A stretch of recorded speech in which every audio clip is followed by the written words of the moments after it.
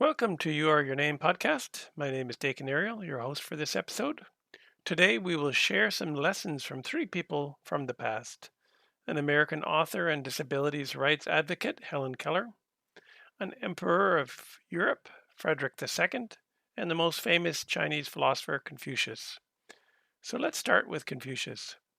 Confucius was a Chinese philosopher living about 2600 years ago, and it's said that his teachings have influenced East Asian culture and society even today. When asked what he would do if he was the emperor, he said that he would change the names of all the cities. To a student of vocabulary and philosophy, this is not a strange suggestion. China would garner long-term benefits if the city names were mathematically balanced. China has a long tradition of understanding that names have a significant influence on whatever they are attached to. Whatever we attach a name to, whether it be a baby, a pet, or a city, the mathematical qualities of the name will express if there's a relative outlet. The name of the city you live in creates a background influence that affects all its inhabitants. This is readily observable to a student of vocabulary and philosophy, and here are three examples. The city of Ottawa, Ontario, is the capital of Canada. The mathematical qualities of that name create an urge to administer and direct the resources, people, and wealth of the nation. Montreal has a name that is very cosmopolitan, ambitious, and focused on business. The city of Edmonton, Alberta, a major center for the oil industry, has a name that creates a desire to initiate financial activities in a pioneering and individualistic way. This is just another example of the significance of names. What can we learn from the Emperor Frederick II? Born in 1194, Frederick II ruled a number of countries in Europe, from Sicily to Germany. During his turbulent reign, he conducted an experiment on newborn infants that were taken away from their mothers at birth and raised in silence. He wanted to know what language the infants would speak spontaneously once their voices matured. The foster mothers and nurses could feed and bathe the child, but were forbidden to speak with him. What actually happened was the children began to die. They concluded that children could not live without interacting with others, and it was dubbed the Forbidden Experiment. The real lesson why the children died is far more significant. We know the babies were raised without any stimulation from language. We assume that the babies were not named as well.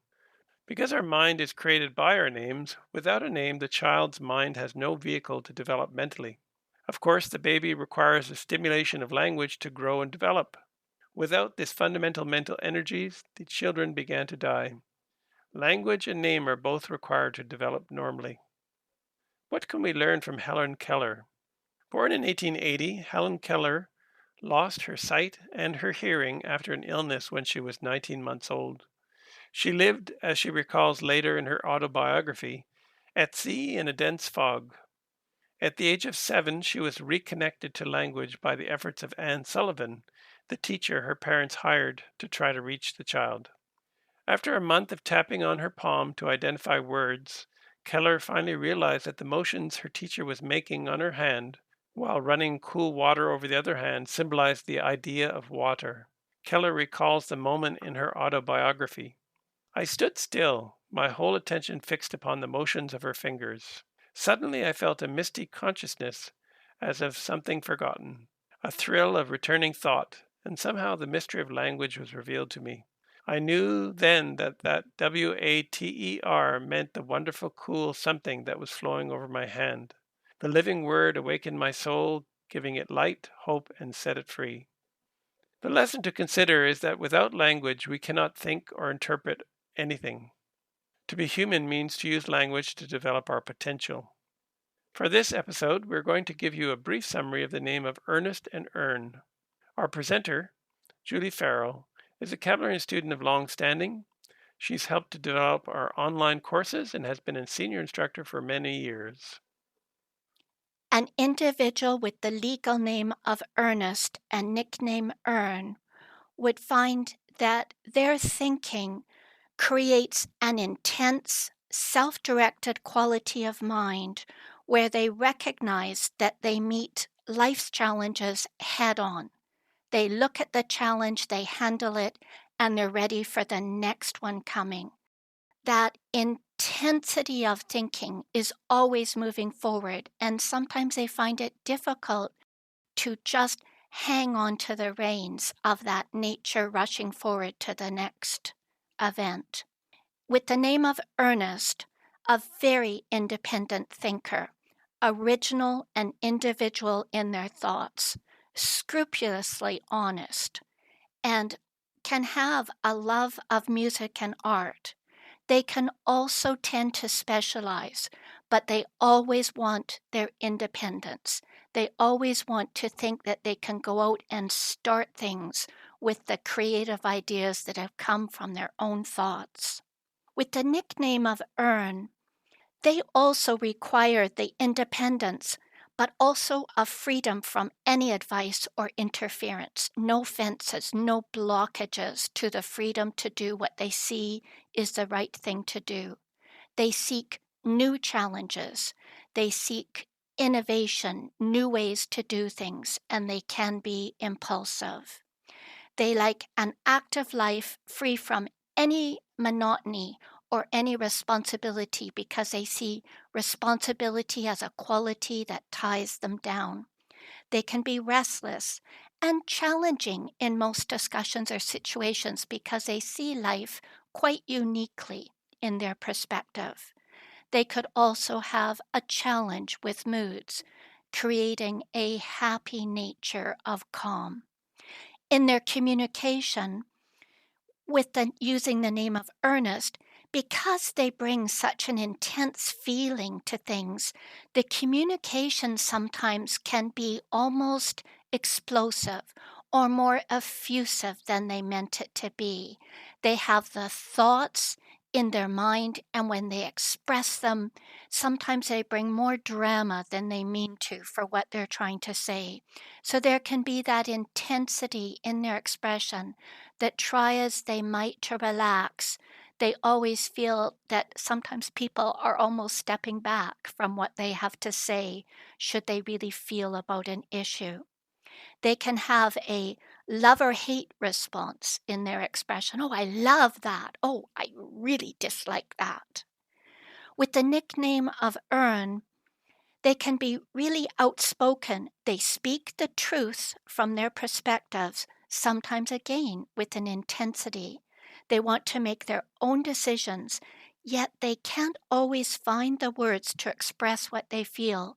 So they're often misunderstood because of that innovative way of thinking, that looking at truths from a slightly more satirical or clear perspective away from the norm. And so they can recognize early in life that they're not always well understood because they combine that with a directness of speech.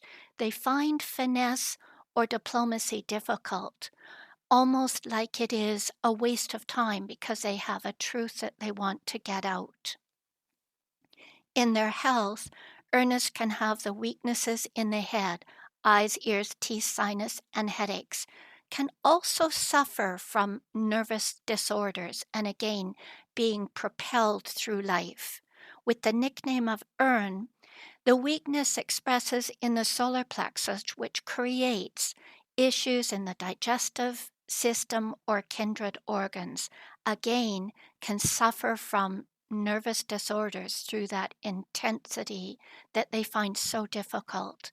So a name that was balanced would allow that innovative, self-starting, beautiful quality of individuality to find the relaxation, the calm and fluidity in expression, and that understanding with others in bringing the truth and the recognition of the pioneering leadership quality that is so needed in life. Interested in finding out how your names are influencing your life? Find out by getting a free name and birthday report from our website, www.cabularians.com, KABALARIANS, or www.youareyourname.com. Whenever you're ready, here are 3 ways we can help you.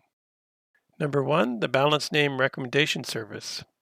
Join the thousands of others who have harmonized their names with their inner potential to improve their health, happiness, and success. Number 2, learn the principles of mental freedom. Participate in our online training program to gain the essential tools to create all the progressive changes you seek in your life. These proven truths will open up new perspectives and accelerate your attainment of health, happiness, and success. Number 3, let Kalex Solutions help you choose a balanced name for your business because many business names are an impediment to one's overall business success.